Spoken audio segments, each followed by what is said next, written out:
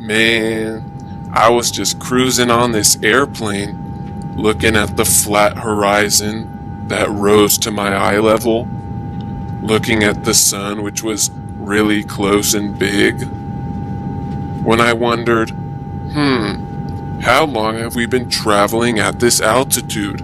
It seems like we haven't been changing our altitude at all. So I looked up what the average cruising altitude for airplanes is, and I found out it's about 40,000 feet. So I wanted to visualize this on the ball that we lived on, cruising at 40,000 feet in a straight line. So I came up with this graphic.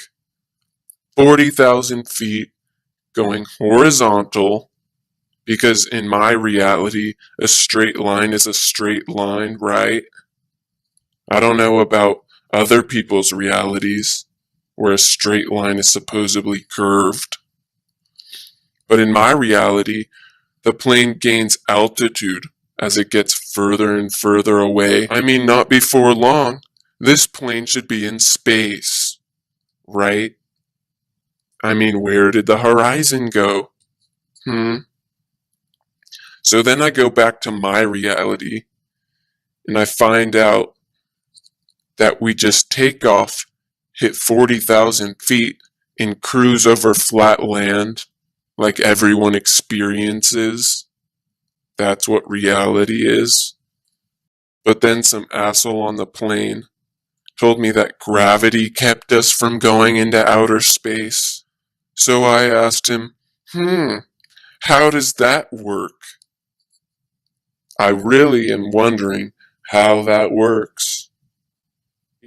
So he told me, once you reach your cruising altitude, the gravity just bends you, and you magically follow the curvature of the earth. And I asked, how is that? Can you explain to me what force is acting on it? How the force of gravity doesn't allow you to escape? Because I thought you took off. Weren't you just taking off? Weren't you just defying gravity? So why can't you defy gravity at 40,000 feet? I mean, this is what you're expecting me to believe? You're taking off, and then once you hit 40 feet, you magically just follow the curvature, right? It's like a force field that you can't break. But I mean, if you want to go higher, you just tip your nose up, right? That's how you go higher. So if you have a plane that's going, say, 50,000 feet, wouldn't you just tip your nose up and break gravity, the supposable gravity that was keeping you from going into space, right? I mean, shouldn't you be in space by now if you're just going straight on a ball? I mean, how is it possible that this magical invisible force keeps the plane from going up, from increasing altitude? This is so absurd. Do people actually believe this is happening? That the plane is magically curving? Like this is what's happening? I don't know about that.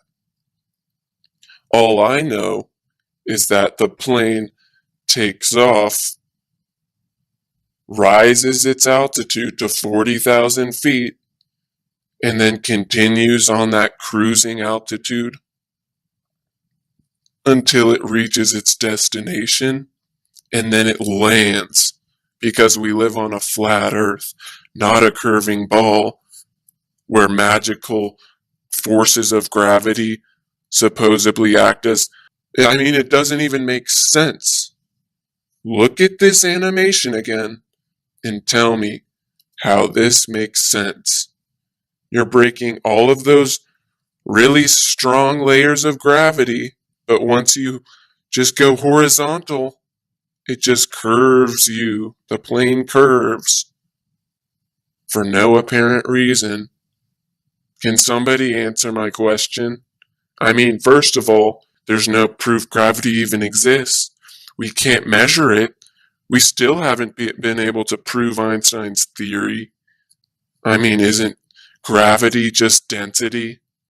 When Newton's apple fell from the tree, I think it just fell because the air molecules underneath it were a lot less dense than the apple, so it fell. Isn't gravity just the action of a falling object until it hits a more dense object? That's all it is. It's just density. That's why helium balloons can defy the big, strong force of gravity, because it's less dense than the air. Yeah. So next time you're on a plane, let me know if you really believe you're curving with the Earth because gravity says so. Because that's what you've been told. And that's why I'm calling BS on planes magically curving with the Earth, because a force field, an invisible force, makes it so. Even though you can defy that force easily by tilting your nose up. So why don't you have to tilt your nose down to follow the curvature of the Earth? I don't know. Someone answer my question. Don't waste any more time. Visit the links above now and order my book 16 Emergency Landings Proving Flat Earth. Visit my online store now and order the new enhanced Gleason's Flat Earth map. This map used to be in every school and library in the nation before NASA was created in 1958, when the maps were ordered removed. Have your Gleason's map hanging on the wall in your house where no government can take it down. Here you see it hanging on a wall in the house of the late Charles K. Johnson. Here is a quote from the book 1984 by George Orwell. Every record has been destroyed or falsified, every book rewritten, every picture has been repainted, every statue and street building has been renamed, every date has been altered, and the process is continuing day by day and minute by minute. History has stopped. Order your map now.